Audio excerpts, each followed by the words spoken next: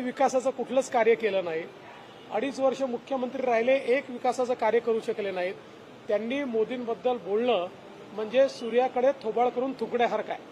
मोदी आणि शहा यांना महाराष्ट्राचे तुकडे करायचे आहेत. मोदी आणि शहा यांना महाराष्ट्राचे तुकडे करायचे आहेत. त्यांनी ठाकरे आणि पवार गट फोडला असं संजय राऊत म्हणतात. संजय राऊत वगैरे कोणात मला माहिती नाही, पण असं कोणी म्हणत असेल तर एवढंच सांगतो की ठाकरेंनी या मानसिकतेतून बाहेर आलं पाहिजे की ते म्हणजे महाराष्ट्र. रामाचा उल्लेख परत एकदा काल कोकणात देखील केला की रामराम करत प्रचार करत फिरावं लागते.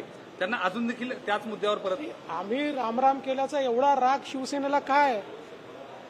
भारतामध्ये रामराम करायचं नाही तर काय पाकिस्तानात जाऊन रामराम करायचं? आम्ही रामराम करणारच. त्यांनी जरी टिपू सुलतानचे नारे लावणं सुरू केलं असेल तरी देखील आम्ही मात्र रामरामच नारे लावू.